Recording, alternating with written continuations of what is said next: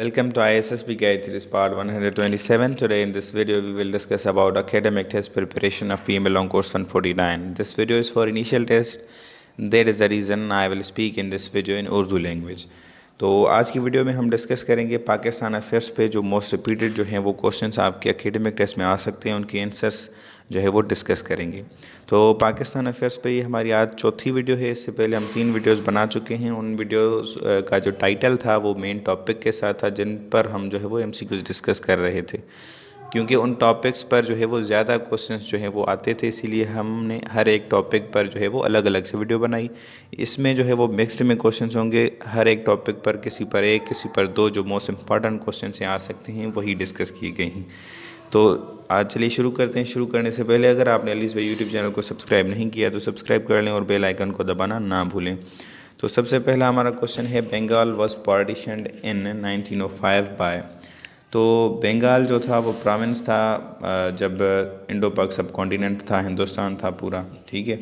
तो उसको 2 हिस्सों में तकसीम किया गया था, एक वेस्ट बंगाल और एक ईस्ट बंगाल, ठीक है। एक तरफ जो थे वो हिंदू मेजॉरिटी में थे उस प्रोविंस में जो कि पार्टीशन हुआ था, दूसरी तरफ जो है वो मुसलमान मेजॉरिटी में थे, ठीक है। उन दोनों को तकसीम किया गया था। उसके वजूहात क्या थी, रीज़न्स क्या थे, हम जो है वो सब्जेक्टिव नहीं पढ़ रहे, हमें एमसीक्यूज जो है वो करेक्ट आंसर चाहिए, तो इसीलिए हम उस पर वापस आते हैं। तो ये पार्टीशन हुआ कब था? 1905 में हुआ था, ठीक है। ये भी क्वेश्चन आ सकता है, ये तारीख भी आप याद कर लें। अब ये पार्टीशन किया किसने था? वो था लॉर्ड कर्जन, जो कि वाइसराय था उस वक्त सब कॉन्टिनेंट का। तो इसमें आपके 2 क्वेश्चन सॉल्व हो गए। एक ही क्वेश्चन में ये दोनों क्वेश्चन जो हैं वो इम्पॉर्टेंट हैं, 1-2 दफ़ा आ भी चुके हैं लॉन्ग कोर्स में, और इस दफ़ा भी एक्सपेक्टेड है कि आएँ। अब क्वेश्चन नंबर 2 है लखनऊ पैक्ट। ये हमने पिछली वीडियो में भी शायद डिस्कस किया था, पर इसमें भी कर देते हैं क्योंकि इसकी इम्पोर्टेंस है। ये हुआ कब था? 1916 में। तो लखनऊ पैक्ट का जो मेन आर्किटेक्ट था वो कौन था? वो जिन्ना साहब थे, ठीक है। ये भी आपका क्वेश्चन जो है वो आ सकता है कि मेन आर्किटेक्ट जो था लखनऊ पैक्ट में वो कौन था? वो जिन्ना साहब थे। तो ये 2 क्वेश्चंस इसमें आपके सॉल्व हो गए। उसके बाद क्वेश्चन नंबर 3 है कि द मुस्लिम्स ऑफ सब कॉन्टिनेंट लॉन्च द खिलाफत मूवमेंट इन ईयर ऑफ।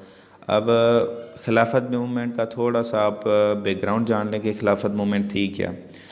जी, आप अर्तुगरुल देख रहे हैं, उस्मान गाजी, ये जो ड्रामे देख रहे हैं, ये हकीकत में लोग थे, इन्होंने जो है वो खिलाफत एक बनाई थी, तुर्की के लोग थे, ठीक है। और जिसको ओटोमन एम्पायर हम इंग्लिश में कहते हैं और उर्दू में कहते हैं खिलाफत उस्मानिया।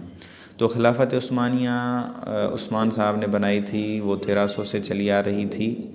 1914 में 1914 में वर्ल्ड वार 1 लगी, जिसमें जो ओटोमन एम्पायर था, टर्की थी, उसने भी हिस्सा लिया था। तो वो ओटोमन एम्पायर वाले हारने वाले जो तरफ था, ठीक है, अलाइंसेस थे, उनमें टर्की वाले भी शामिल थे, ठीक है, ओटोमन एम्पायर भी शामिल था। तो 1919 में या 18 में जो है वर्ल्ड वार 2 ख़त्म हुई। ब्रिटिश वाले और जो उनके अलाइज थे वो जो है वो जीत गए वो जंग। तो ओटोमन एम्पायर को उन्होंने टुकड़े टुकड़े करके आपस में जो है वो तकसीम कर दिया। तो इस बिना पर जब ओटोमन एम्पायर ख़त्म हो गया, उन्होंने जो है वो एक ट्रीटी था, उसका नाम मुझे अभी नहीं पता, वो उन्होंने साइन करवाया।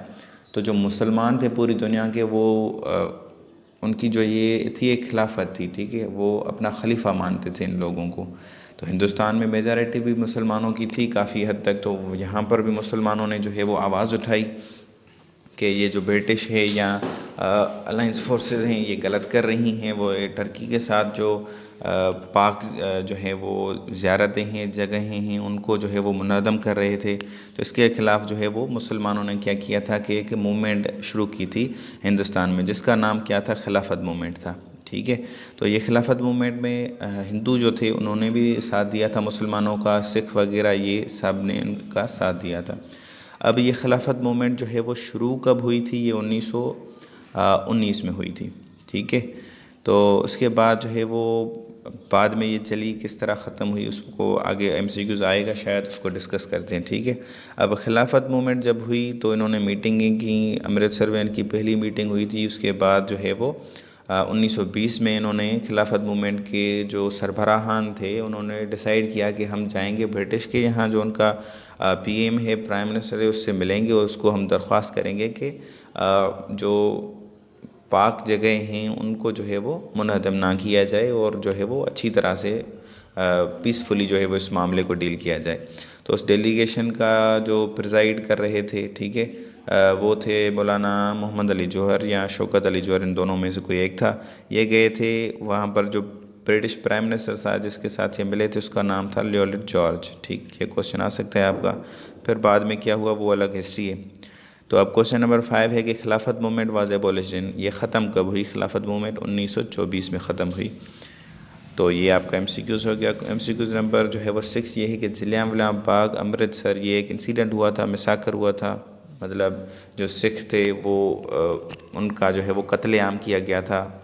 ब्रिटिश जो राज था उन्होंने जो है वो कत्लेआम किया था जो सिख लोग थे वहाँ पर अमृतसर के इलाके में। वो जलियांवाला बाग था, उसका इंसिडेंट है। वो हुआ कब था?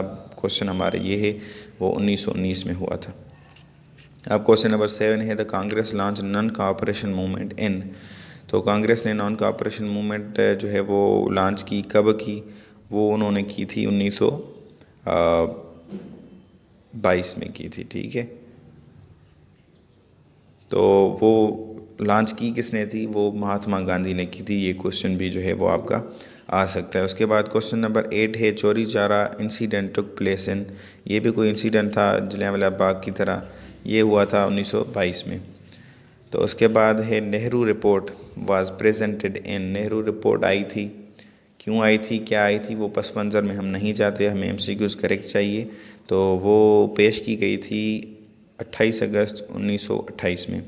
तो ये आपका करेक्ट ऑप्शन हो गया। उसके बाद क्वेश्चन नंबर 10 है 14 पॉइंट्स ऑफ जना केम इन, 14 पॉइंट्स जो थे वो जवाब में आए थे नेहरू रिपोर्ट के। कायद आज़म साहब ने दिए थे। वो कब दिए थे? उन्होंने मार्च 1929 में दिए थे इन्होंने, ठीक है। तो ये हमारा हो गया यहाँ पर करेक्ट ऑप्शन।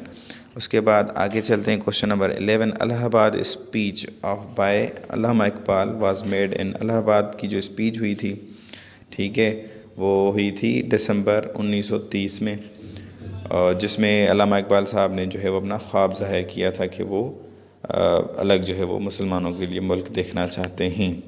अब ये थे हमारे जो है वो 11 क्वेश्चंस ज़ाहिर तौर पर इनमें मैंने आपको जो दूसरे इनके साथ लिंक्ड MCQs थे वो भी मैंने आपको बता दिए, ये आप याद कर लें। अब आज के लिए इतना ही। जो हमारी अगली वीडियो होगी वो भी होगी पाकिस्तान अफेयर्स पे, जो कि 1930 से 1947 तक हम जाएंगे इंशाल्लाह। फिर उसके बाद जो नेक्स्ट वीडियो होगी वो मतलब अप टू डेट जो है वो हमें सारे MCQs जो है वो कवर करने हैं करंट अफेयर्स तक। अब जो नेक्स्ट वीडियो होगी वो 1947 तक वीडियो होगी, 1930 से लेकर जो कि बीच में MCQs आएंगे वो हम डिस्कस करेंगे। तो आज के लिए इतना ही। अगर अभी तक आपने अलीज़ भाई यूट्यूब चैनल को सब्सक्राइब नहीं किया तो सब्सक्राइब कर लें और बेल आइकन को दबाना ना भूलें। और PMA बिलोंग कोर्स 149 जो है वो अनाउंस हो चुका है, 4 अक्टूबर से उसकी रजिस्ट्रेशन जो है वो स्टार्ट होगी, तो आप अप्लाई कर सकते हैं। उसके अलावा यहाँ पर छोटा सा प्रमोशन, आप हमारे जो है वो PMA बिलोंग कोर्स 149 के एकेडमिक टेस्ट की जो है वो नोट्स भी ख़रीद सकते हैं। अगर आप ख़रीदना चाहें तो उसके लिए आप कमेंट में जो है वो रब्ता भी कर सकते हैं। आपके कीमती वक्त के लिए शुक्रिया।